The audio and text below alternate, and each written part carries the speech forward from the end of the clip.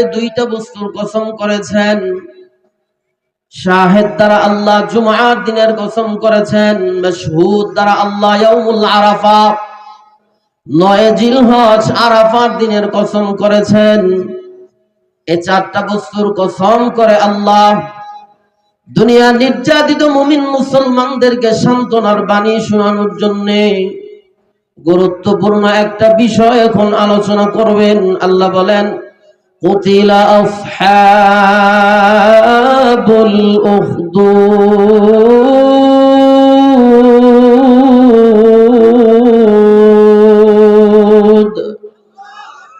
আল্লাহ বলেন, আমি আল্লাহ আসমানের তারকার কসম করেছি, আমি আল্লাহ কিয়ামত দিবসের কসম করেছি, আমি আল্লাহ জুমআর দিনের কসম করেছি,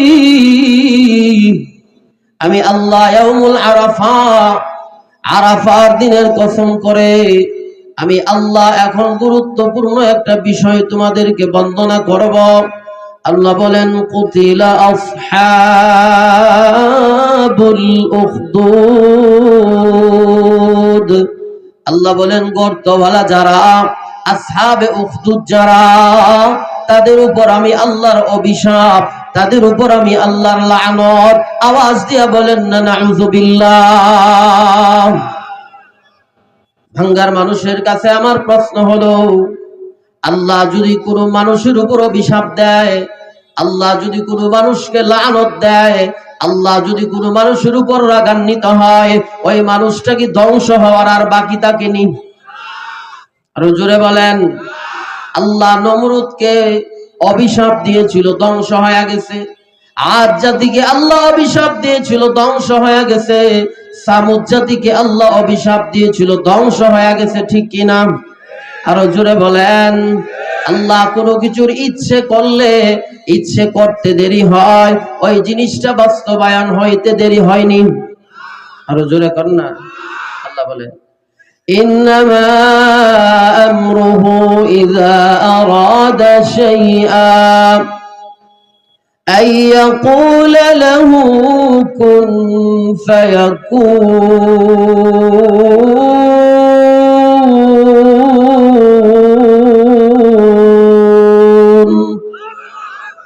আজ-জমিনে খুশক রুয়া নত গুয়া,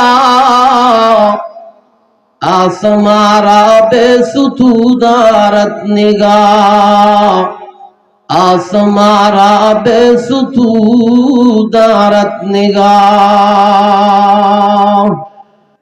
আল্লাহ বলেন, আমি ইচ্ছে করেছি আসমান হইতো, আসমান হয়ে গেছে। আমি ইচ্ছে করেছি জমিন হওয়ার জন্য জমিন বিছানা হয়ে গেছে। আমি ইচ্ছে করছি আটলান্টিক মহাসাগর হইতো হয়ে গেছে। আমি আল্লাহ যে কোনো জিনিসের ইরাদা করি, ইচ্ছে করি, করতে দেরি হয়, ওই জিনিসটা হইতে দেরি হয় না। কি বলেন? কথা ঠিক না? তো যে জাতির উপর আল্লাহর অভিশাপ পড়ে যায়, ওই জাতি ধ্বংস হইতে হয় না, এমনি ধ্বংস হয়ে যায়। ঠিক না? 5 আগস্টের আগে আমাদের দেশের একজনের উপরে আল্লাহর গজব পড়ছিল, আল্লাহর লানত ছিল, আল্লাহর অভিশাপ ছিল। ঠিক না? অভিশাপ দিতে দেরি হইছে, আর এই জাতি ধ্বংস হইতে দেরি হইছে না। আর জোরে কোন কথা ঠিক কিনা? যারা আমাদেরকে বলতো আসো খেলা হইব, ঠিক না, এরা কোথায় এখন? এদেরকে তো আমরা বাটি চালান দিয়াও পাই না। ঠিক না? আরো জোরে বলেন। এদের উপরে কার অভিশাপ? আরো জোরে কোন না। আল্লাহর অভিশাপ ছিল। এজন্য আল্লাহ তাআলা কিছু দেখাইয়া দিছে। ঠিক না? ফেরাউনের উপরও আল্লাহর অভিশাপ ছিল। 450 বছর রাজত্ব করছে। রাজত্ব করার পরে শয়তান গিয়া যখন একটু নাড়াচাড়া দিছে, সকালবেলা ওইটা মিশরের জনগণরে জমা কইরা কয়, আনা রাব্বুকুমুল আ'লা, আমি তোমাদের বড় খোদা। মিশরের জনগণ চিন্তা করলো, 450 বছর রাজত্ব করছে, সর্দি হইছে না, কাশি হইছে না, মাথা ব্যথা হইছে না, 5 টাকা দিয়ে একটা প্যারাসিটামল খাইতে হইছে না, আসলে সেই মনোখোদা হওয়ার যোগ্যতা রাখে। আরো আসছে কন্যা নাউজুবিল্লাহ। মিশরের জনগণ ফুলের মালা দিয়া খুদা বানাইয়া খুদার চেয়ারে বসায় হয়ে গেছে। আল্লাহ কুদরতি দিলে বলতেছিল খুদা হইছস, খুদা নিজেরে খুদা দাবি করছ, খুদাগিরির মজা টের পাইবা। ঠিক না? আরো জোরে কন। মাকারু ওয়া মাকারাল্লাহ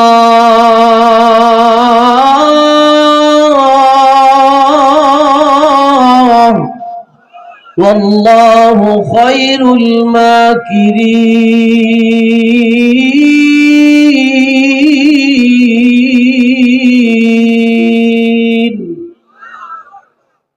লোহিত সাগর। ইন্নাকা হামিদুম মাজিদ والليل مه زلف محمد كترنم والشمس مرخ ساري أحمد كترنم والفجر مه صبح رسالت کی بشارات والعصر में है दौर नबूवत की बशारत ला इलाहा इल्लल्लाह ला इलाहा इल्लल्लाह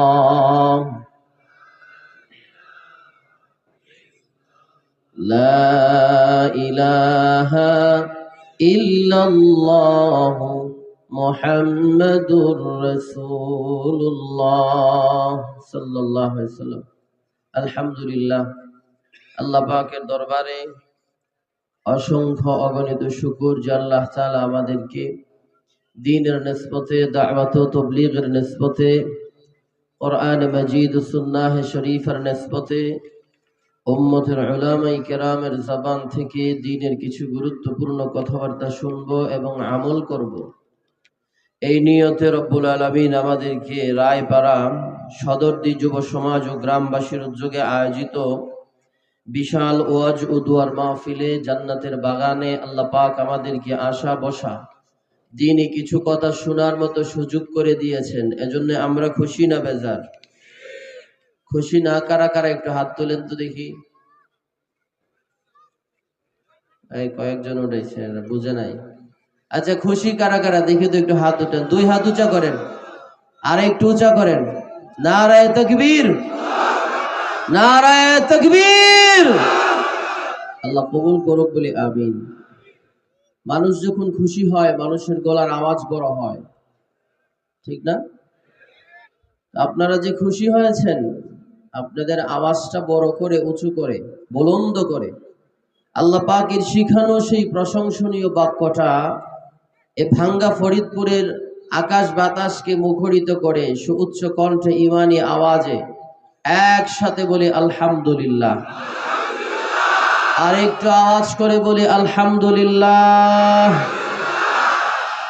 সম্মানিত উপস্থিতি, আমার পরে যিনি আপনাদের সামনে কোরআন এবং হাদিসের সার নির্যাস গুরুত্বপূর্ণ তকরির পেশ করবেন, বাংলাদেশের পততা বিজ্ঞ বুজুর্গ আলেম আল্লামা নজরুল ইসলাম কাসিমি দামাত বারাকাতুহুম, হযরত আসার আগ পর্যন্ত আমি আপনাদের সামনে কোরআনুল কারীমের 30 নম্বর পাড়ায় অবস্থিত এক সূরা, যে সূরার নাম সূরা বুরুজ। এই সূরা বুরুজের 4খানা আয়াতে কারীমা তিলাওয়াত করেছি। হুজুরপুর নূর সাল্লাল্লাহু আলাইহি সাল্লামের অসংখ্য অগণিত হাদিসে শরীফার ভান্ডার থেকে গুরুত্বপূর্ণ একখানা হাদিস শরীফ তিলাওয়াত করেছি। আল্লাহ পাক তৌফিক দিলে আয়াত এবং হাদিসের মাথাতে উম্মত উলামা হযরতের জবানের কিছু কথা আপনাদের সামনে বলার চেষ্টা করব। মা তৌফিক ইল্লা বিল্লাহ। তবে কথা হলো, কথাগুলো আমরা দিলের কানে শ্রবণ করব। রাজি আছি তো ইনশাআল্লাহ? আল্লাহ সবাইকে কথাগুলো দিলের কানে শ্রবণ করে আমল করার তৌফিক দান করুক, সকলে বলি আমিন। আল্লাহ 30 পারা কোরআনে 114টা সূরা নাজিল করেছেন। 114টা সূরার 114টা নাম আছে, ঠিক না? কোন সূরার নাম আছে গরুর নামে, কোন সূরার নাম আছে পিপিলিকার নামে, কোন সূরার নাম আছে মাকড়সার নামে। কোন সূরার নাম আছে মৌমাছির নামে? কি বলেন, আছে না? এরই ধারাবাহিকতায় আমি যে সূরা আপনাদের সামনে তিলাওয়াত করেছি, এই সূরার নাম হলো সূরাতুল বুরুজ। বুরুজ শব্দের অর্থ হলো তারকা। বুরুজ শব্দের অর্থ কি? তারকা। আল্লাহ তারকার নামেও সূরা নাজিল করেছেন। এই সূরার শানে নুজুল, কেউ কেউ বলেছেন যে মুমিনের অগ্নি পরীক্ষা। আবার কোন কোন মুফাসসিরিন কিরাম বলেছেন যে আমাদের নবীজি দুনিয়াতে আসার 70 বছর আগে এক জালিম বাদশার আবির্ভাব হয়েছিল, যে জালিম বাদশার নাম বাদশাহ ইউসুফ যুন আওয়াজ। আসহাবে উখদুদের ঘটনা এই সূরার শানে নুজুল। কিন্তু আবার কোন কোন মুফাসসিরিন কিরাম বলেছেন যে নবীজি জন্মের আগে তো কোরআন শরীফই নাজিল হয় নাই, তাহলে এই ঘটনা এই সূরার শানে নজুল হয় কি করে? আবার কোন কোন মুফাসসিরিন কেরাম বলেছেন যে আল্লাহ তাআলা কিয়ামত পর্যন্ত নির্যাতিত মুমিন মুসলমানদেরকে সান্ত্বনার বাণী শোনানোর জন্য ইনডাইরেক্ট সূরা বুরুজ নাজিল করেছেন। আবার কোন কোন মুফাসসিরিন কেরাম বলেছেন আল্লাহর নবীর সাহাবী হযরত বেলাল রাদিয়াল্লাহু আনহু যখন ইসলাম গ্রহণ করেছে, বেলালের উপর যখন নির্যাতনের স্টিম রুলার চালিয়ে দিয়েছিল, উত্তপ্ত বালির উপরে বেলালকে রাইখা টানা হেঁচড়া করত, বেলালের বুকের উপরে বড় পাথর চাপা দিয়ে রাখত, আল্লাহ তাআলা এই নির্যাতিত অসহায় মুমিন হযরত বেলাল রাদিয়াল্লাহু আনহুর দিলে ডাইরেক্ট সান্ত্বনার বাণী শোনানোর জন্য এই সূরা বুরুজকে নাজিল করেছে, বলি সুবহানাল্লাহ। এই সূরার শুরুতেই আল্লাহ 3টা আয়াতে 4টা বস্তুর কসম করেছেন। আল্লাহ হলেন স্রষ্টা, আমরা হলাম সৃষ্টি, ঠিক না? আল্লাহ হলেন মনিব, আমরা হলাম গোলাম।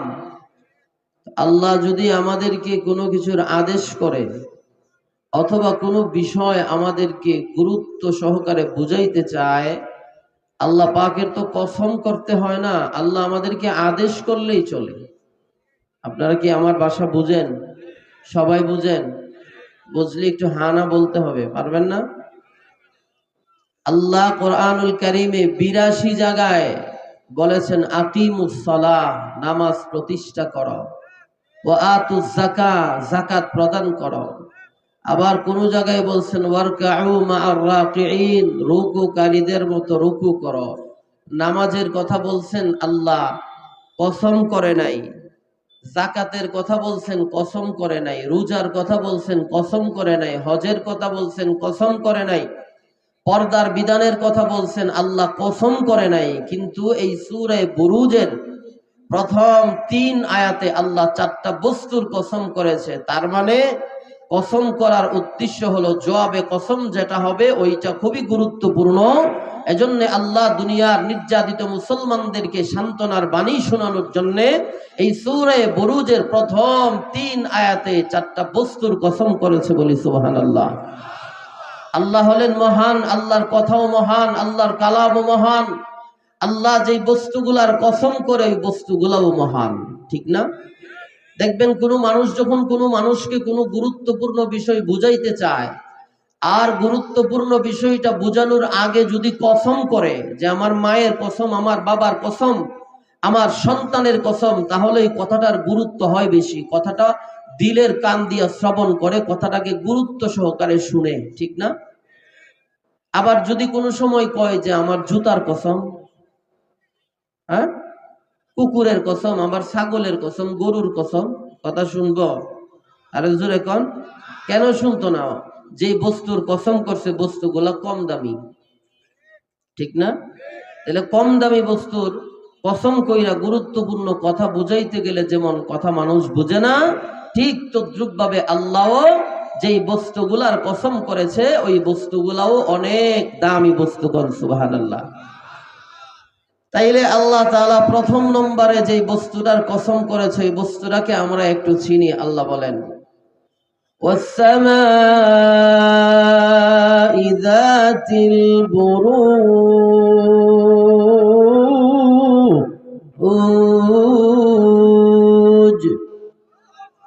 আল্লাহ বলেন তারকাওয়ালা আকাশের কসম।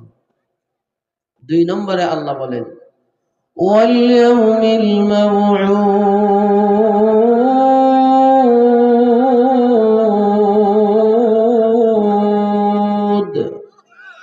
এই ইয়াউমুল কিয়ামা, কিয়ামত দিনের কসম। ওয়া শাহিদিন ওয়া মাশহুদ।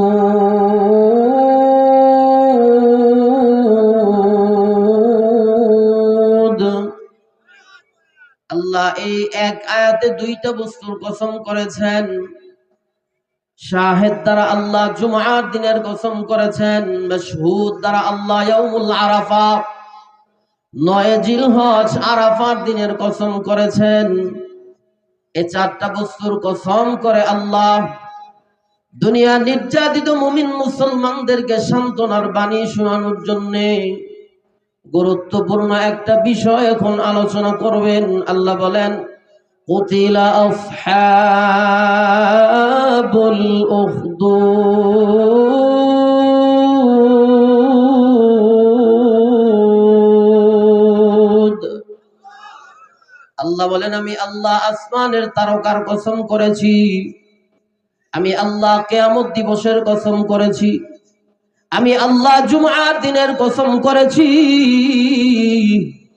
আমি আল্লাহ ইয়াউমুল আরাফা আরাফার দিনের কসম করে আমি আল্লাহ এখন গুরুত্বপূর্ণ একটা বিষয় তোমাদেরকে বন্দনা করব। আল্লাহ বলেন কুতিলা আসহাবুল উখদুদ। আল্লাহ বলেন গর্তওয়ালা যারা, আসহাবে উখদুদ যারা, তাদের উপর আমি আল্লাহর অভিশাপ, তাদের উপর আমি আল্লাহর লানত। আওয়াজ দিয়া বলেন না নাউযুবিল্লাহ। ভাঙ্গার মানুষের কাছে আমার প্রশ্ন হলো, আল্লাহ যদি কোনো মানুষের উপর অভিশাপ দেয়, আল্লাহ যদি কোনো মানুষকে লানত দেয়, আল্লাহ যদি কোনো মানুষের উপর রাগান্বিত হয়, ওই মানুষটা কি ধ্বংস হওয়ার আর বাকি থাকেনি? আরো জোরে বলেন। আল্লাহ নমরুদকে অভিশাপ দিয়েছিল, ধ্বংস হয়ে গেছে। আদ জাতিকে আল্লাহ অভিশাপ দিয়েছিল, ধ্বংস হয়ে গেছে। সামুদ জাতিকে আল্লাহ অভিশাপ দিয়েছিল, ধ্বংস হয়ে গেছে। ঠিক কিনা? আরো জোরে বলেন। আল্লাহ কোনো কিছুর ইচ্ছে করলে, ইচ্ছে করতে দেরি হয়, ওই জিনিসটা বাস্তবায়ন হইতে দেরি হয়নি। আরো জোরে কর না। আল্লাহ বলেন ইন্নামা আমরুহু ইযা আরাদা শাইআ আইয়াকুলা লাহু কুন ফায়াকুন।